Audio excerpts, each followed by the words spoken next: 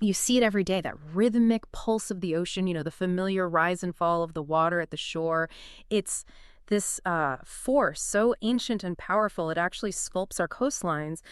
But have you ever stopped to truly consider what invisible kind of cosmic dance is driving it all? It's so easy to take for granted, isn't it? I mean, the ocean just moves.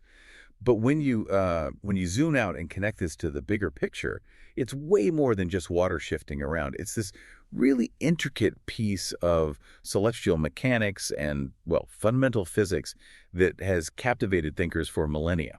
Absolutely. And today we're doing just that. We're taking a deep dive into the fascinating world of tides. We've managed to pull together an incredibly comprehensive source. It's really detailed, almost encyclopedic, bringing together centuries of observation, theory, practical application, the works. Yeah, it's quite something. Right. So our mission today is to navigate all this rich material, pull out the most important nuggets, and basically give you a shortcut to understanding the, surprising facts and profound insights that govern our planet's watery embrace. Get ready for maybe a few aha moments. Sounds good. So where do we start? Let's nail down the absolute core. I know lots of us have the basic idea, but how would you fundamentally define what tides are? Okay, yeah, let's unpack that. At their simplest, tides are basically the rhythmic rise and fall of sea levels. And the primary drivers, well, they're the combined gravitational forces of the moon and, to much lesser extent, the sun. Right. But it's also really closely tied to the Earth and moon actually orbiting one another. That whole interaction creates this incredible push and pull right across our planet. Exactly. And this isn't some random thing. Ocean tides are remarkably cyclic. They typically rise and fall roughly twice a day. Oh. Our source breaks this cycle down into 4 named stages, which are pretty intuitive once you hear them. You've got low tide, right? Mm-hmm. That moment, the water stops falling, hits its lowest point. Then comes the flooding stage. The sea level steadily rises over several hours, covering up that area we call the intertidal zone. Mm-hmm. That leads to high tide, where the water stops rising, hits its local maximum. And then finally, ebbing, as the sea level falls again over hours, revealing that intertidal zone once more. It's that constant cycle. That familiar twice-a-day rhythm is super common, yeah, but it's not the only way it happens, right? Yeah. There are like 3 main categories. That's right. Most shorelines experience what we call semi-diurnal tides. That gives you 2 high tides and 2 low tides each day. And they're pretty much equal in height. Okay. But then there's the diurnal tide. That's different. You only get 1 high and 1 low tide each day. Huh, just one. Yep. And finally, there's the mixed tide, which kind of throws a curveball with 2 uneven tides, 2 highs and 2 lows, but their heights are noticeably different within that same day. Interesting. So it varies quite a bit depending on where you are. Definitely. And, when we think tides, we immediately picture the ocean. But it does make you wonder, are these forces only acting on water? Good question. And surprisingly, no. The source points out that tidal phenomena actually happen wherever a gravitational field varies in time and space. That means they affect the solid Earth itself. We call those earth tides. Wow, the actual ground. The actual ground, yeah. It Yeah. flexes, and it even extends into our atmosphere, creating atmospheric tides. It just shows how pervasive these fundamental forces are, way beyond just what we see at the beach. Okay, so we've kind of wrapped our heads around the basic mechanics, but the real magic, the reason we see those distinct twice-daily patterns, that really comes down to the celestial ballet, the dance of the moon and sun, doesn't it? Absolutely. You mentioned 2 high tides a day, but here's where it gets even more nuanced. Those 2 high waters are like hardly ever the same height. We actually call them the higher high water and the lower high water. And the same goes for the low waters, higher low and lower lows. This sort of daily inequality is generally smallest when the moon is hanging out right over the equator. Precisely. And this leads us nicely into another really predictable cycle. This bi-weekly rhythm of the tidal range, the difference between high and low. We get spring tides. Yeah, spring tides. They happen about twice a month, around the new moon and the full moon. And what's going on then is that the sun, moon, and earth all line up perfectly straight line. Scientists call it a syzygy. Syzygy. Yeah, great word. When they're lined up like that, their gravitational forces basically team up, they reinforce each other, and that leads to the maximum tidal range, big swings between high and low. And it's really crucial to clarify here, spring in spring tide has absolutely nothing to do with the season. Right, at all, yeah. It actually comes from an older meaning like to jump or burst forth or rise up. Think of a natural spring, like water bubbling up. Okay, that makes sense. So during spring tides, You get higher than average high waters, lower than average low waters, shorter times of slack water. That's when the current stops moving for a bit. Right. And much stronger tidal currents overall. It's basically the ocean flexing its muscles, you could say. So that's the maximum. What's the opposite? The opposite is neap tides. These happen when the moon is at its first quarter or third quarter phase. Now, at these times, the sun and moon are separated by 90 degrees relative to Earth astronomers call this quadrature. Quadrature. Got it. And here, the sun's tidal force actually works against the moon's pull. It partially cancels it out. So the result is the minimum tidal range. Less difference between high and low. And neap, I read that's an old Anglo-Saxon word meaning something like without the power. Exactly, without the power. So neap tides give us less extreme conditions. Highs aren't quite as high, lows aren't quite as low. And there's roughly a 7-day interval between springs and neaps, just following the moon's phases. Okay, that pattern makes sense, but there's more, isn't there? Like the moon's distance changing? Ah, yes, another fascinating factor. The moon's orbit isn't perfectly circular. So when the moon is closest to Earth, that point is called perigee. Perigee. Its gravitational pull is stronger, and yep, the tidal range increases.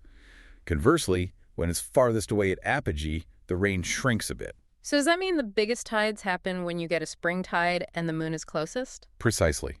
Our source highlights perigean spring tides. That's when perigee lines up with a new or full moon.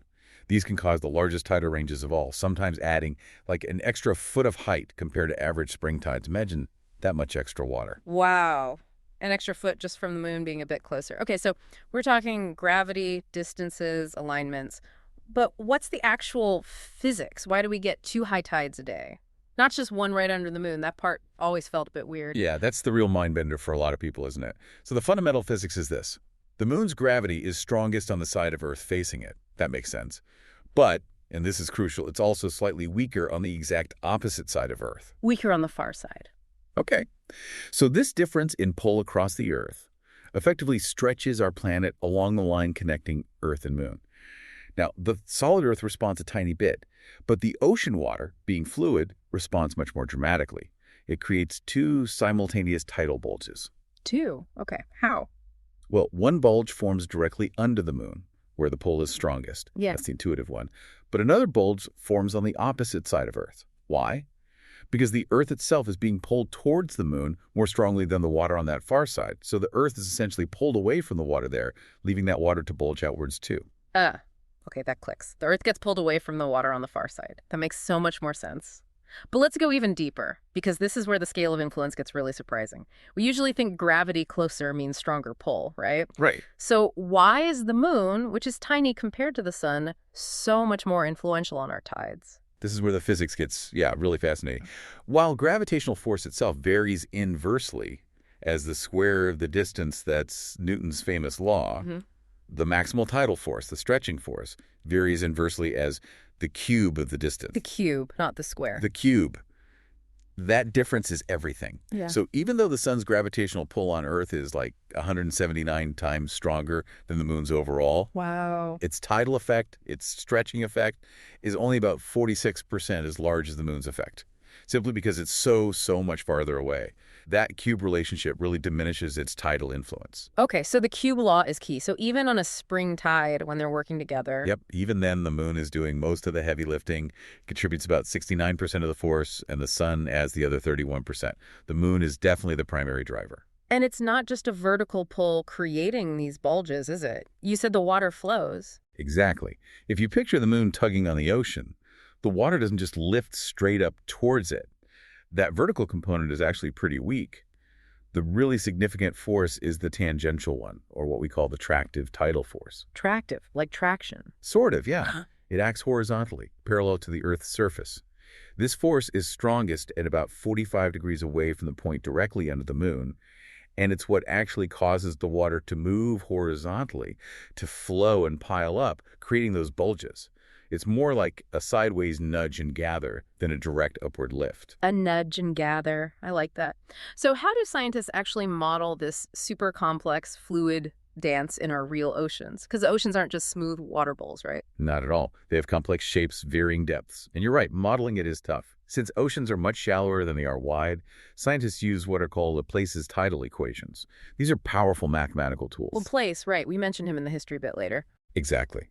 These equations account for crucial factors, like the fact that vertical water movement is pretty small compared to horizontal. They include that horizontal forcing we just talked about. And they even incorporate the Coriolis effect, the effect of Earth's rotation that steers currents.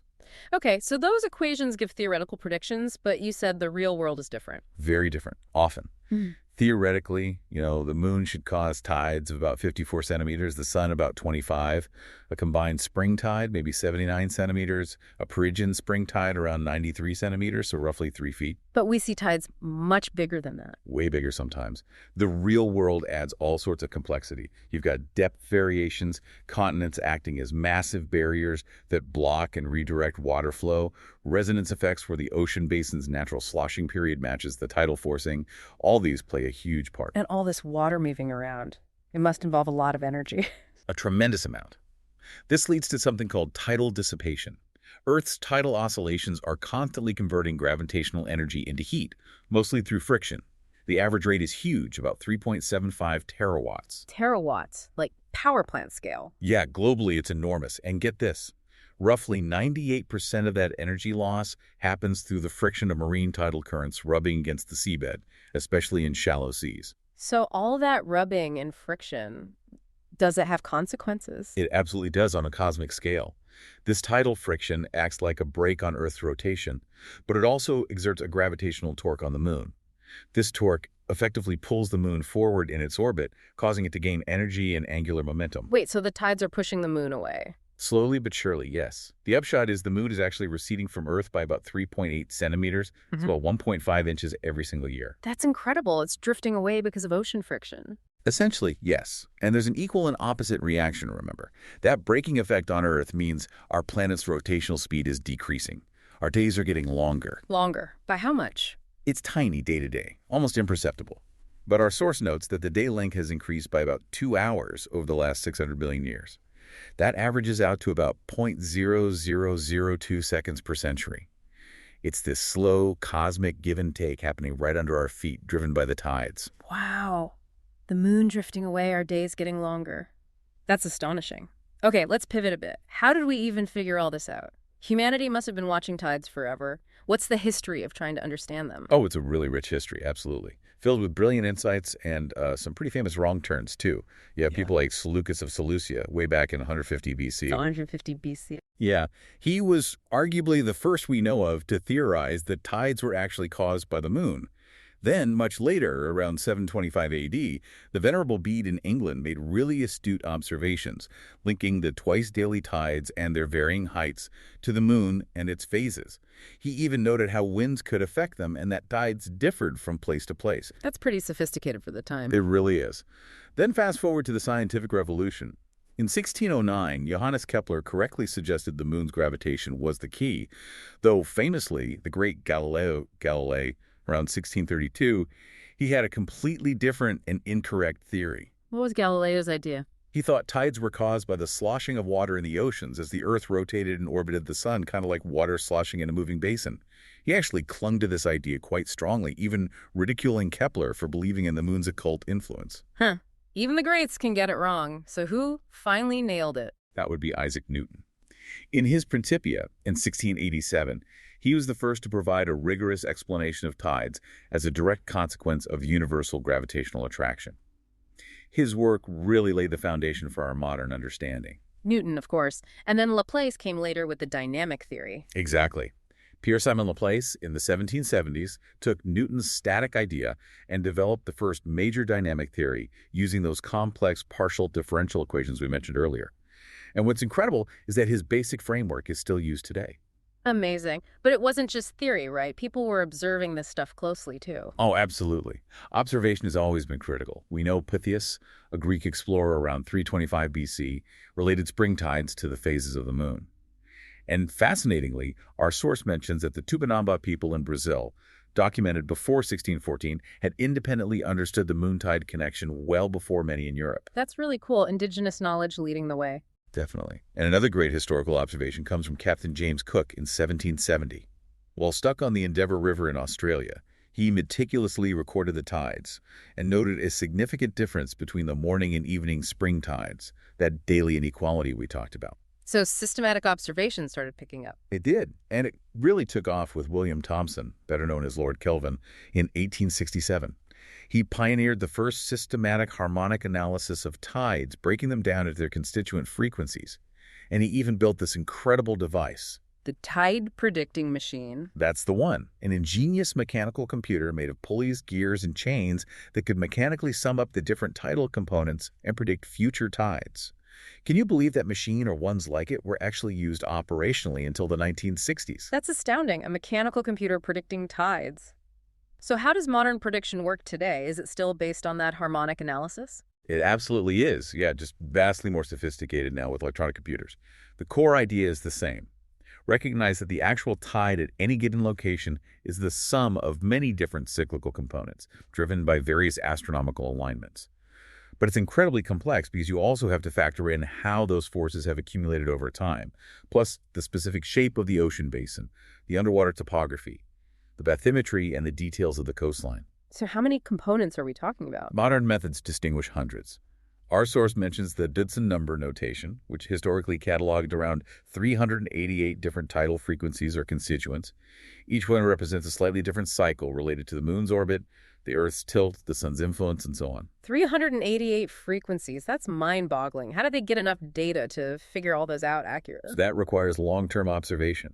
For really accurate predictions, tide gauges need to collect data over a specific period, ideally a 19-year cycle. This is called the National Tidal Datum Epoch. 19 years. Why 19? Because 19 years is almost exactly 235 lunar months. It's known as the Metonic cycle.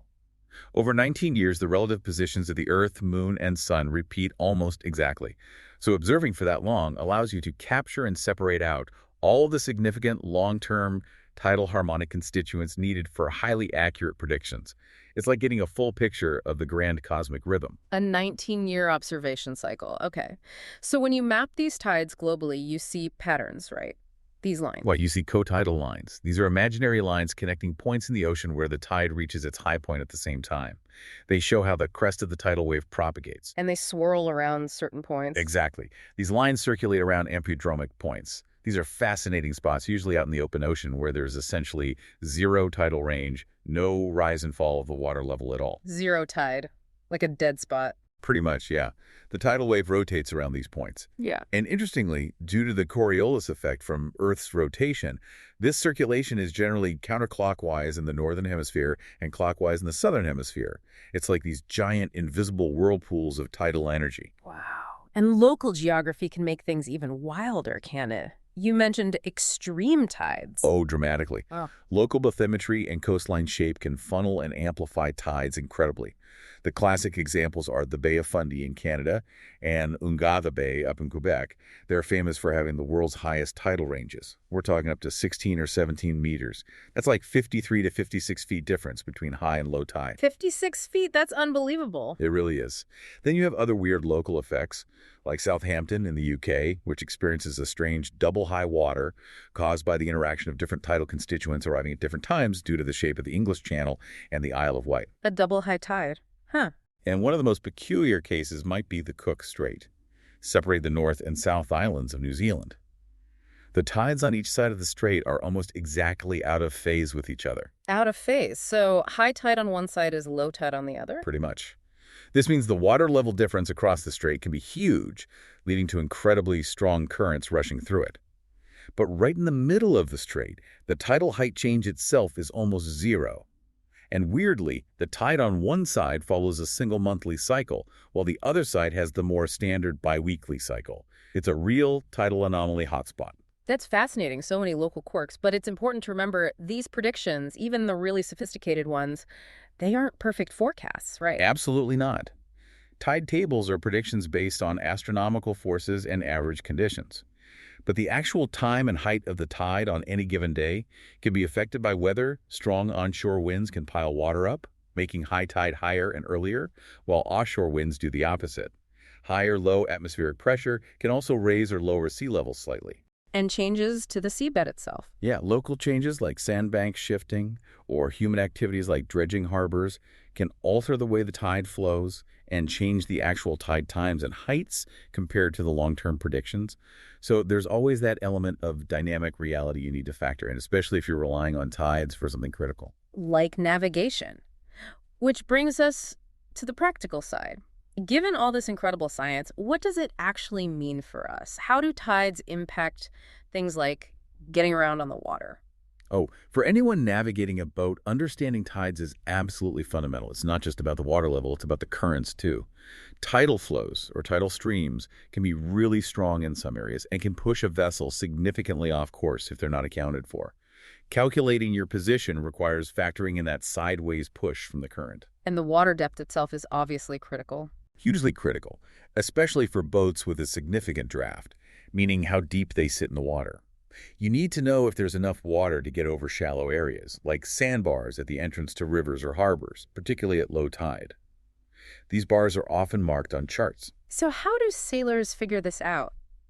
They rely heavily on nautical charts and tide tables. Charts often include tidal diamonds, little magenta diamond symbols at specific points. These diamonds refer to a table on the chart that gives the speed and direction of the tidal stream for each hour relative to high water at a reference port. There are also specialized tidal stream atlases that show the flow patterns over a larger area, hour by hour. So you calculate your course, then add the tidal effect. Exactly. The standard practice is to first calculate your dead reckoning, or DR position, where you should be, based on your course and speed through the water. Then you calculate the tidal vector, how far and in what direction the tide pushed you during that time. Adding that vector to your DR gives you your estimated position, or EP. It's a constant process of calculation and correction. And dealing with the changing depths. Charts show charted depths, which are the depths measured relative to a very low tidal level, usually the lowest astronomical tide, or LAT. This is the lowest tide likely to occur under average conditions. Thus, it's a safety baseline. So the chart shows the minimum depth. Basically, yes. Charts also show drying heights for areas like sandbanks or reefs that uncover at low tide. These are heights above the chart datum. So to find the actual depth at any given time, you take the charted depth, add the predicted height of the tide from the tide tables for that time, and then you know how much water is actually under your keel. That sounds complex to do constantly. It can be. For estimating the depth at times between high and low water, sailors often use a handy approximation called the rule of twelfths. It's not perfectly accurate, but it's often good enough. The rule of twelfths. How does that work? It basically assumes the tide rises and falls in a predictable pattern over the roughly 6 hours between low and high water. In the first hour, the water level changes by 112th of the total tidal range. In the second hour, 212ths. In the third hour, 312ths. Then it peaks 312ths again in the fourth hour, 212ths in the fifth, and finally 112th in the sixth hour, reaching high water. Ah, so it rises fastest in the middle of the cycle. 1, 2, 3, 3, 2, 1/12. Exactly. It gives you a quick way to estimate the approximate depth without constantly doing complex calculations, especially useful when entering a shallow area. Very practical. Okay, beyond just getting around, tides represent a huge amount of predictable energy. How are we harnessing that? Right. Tidal power generation is a growing field. There are two main approaches. One is using turbines placed directly in strong tidal currents, kind of like underwater wind turbines. The other is building impoundment dams or barrages across estuaries. These trap water at high tide and then release it through turbines as the tide goes out, or sometimes capture it flowing in too. Are there downsides to these? There are definitely challenges. Tidal current turbines can potentially obstruct shipping lanes or fishing gear. Barrages are massive construction projects with very high upfront costs. They can also significantly disrupt the natural water cycles and sediment flow in an estuary, which impacts ecosystems. Plus, salt water is corrosive, and marine life can grow on the equipment that's called biofouling, which requires ongoing maintenance for both types. But the energy is predictable, right? Unlike wind or solar. That's a key advantage, yes. Tidal flows are driven by astronomical cycles, so generation levels are highly predictable years in advance, apart from, short-term weather effects on the actual flow. The main catch is that you only get peak power generation for relatively brief periods around the strongest flows during spring tides, because the power available is proportional to the cube of the current speed. The cube again. The cube again. It means even a small increase in flow speed results in a huge jump in potential power. But equally, when the current flows down near slack water, the power drops off very rapidly. So it's predictable, but variable. Interesting trade-offs. Now, what about the connection between tides and life itself? How do these rhythms affect ecosystems? The connection is incredibly deep, especially in intertidal ecology. That zone between the low tide line and the high tide line is a really unique environment. Organisms living there face extreme daily changes, being submerged in salt water, then exposed to air, sun, rain, predators from land and sea. It's tough. So they have to adapt specifically to that zone. Exactly. And this leads to a phenomenon called vertical zonation. If you look at a rocky shore, you'll often see distinct horizontal bands of different species. Each band represents organisms adapted to tolerate a specific amount of exposure to air, desiccation, and wave action, and also reflects competition between species. The barnacles live here, the mussels there, the seaweed below that. It's a visible map of adaptation to the tidal cycle. And the timing itself. Does the rhythm affect animal behavior? Profoundly. This gets into biological rhythms. Many intertidal and marine organisms have internal clocks tuned to the tides. They display what are called circotidal rhythms, biological cycles, that run on roughly the 12.4-hour tidal period, even if the animal is removed from the ocean and kept in a lab with constant conditions. Wow, they have an internal tide clock. It seems so. And the longer fortnightly cycle between spring and neap tides also influences things like spawning, hatching, and migration patterns. Many biological processes like gestation periods or egg hatching times in some marine species occur in rough multiples of these tidal periods. That's fascinating. Does that link extend to us? It's a really intriguing idea mentioned in the source. Consider the human menstrual cycle. It lasts roughly a lunar month, about 29.5 days. That's almost exactly 2 spring-neap cycles, and it's an even multiple of the daily tidal period, too.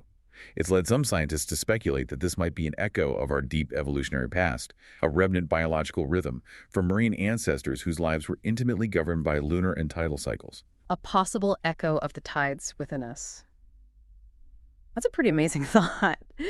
Okay, so we've covered oceans, biology, but you mentioned earlier tides aren't just oceans. Where else do we see these effects? Right. There are other more subtle manifestations. Within the ocean itself, if you have layers of water with different densities, like different temperatures or salinity, oscillating tidal currents flowing over underwater ridges can generate waves within the water column. These are called internal tides. Internal waves driven by tides. Okay. What about lakes? Surprisingly, yes. Even large lakes experience tiny tides. Places like Lake Superior and Lake Erie actually have measurable tides, usually only about 1 to 4 centimeters, so just an inch or two. They're typically completely masked by much larger wind-driven waves and Satch's standing waves sloshing back and forth, so they're generally considered non-tidal in practice. But the gravitational forcing is there. And the atmosphere. You mentioned atmospheric tides. Yep. Atmospheric tides exist too. They're caused partly by the moon and sun's gravity pulling on the air, but also significantly by the sun heating the atmosphere daily.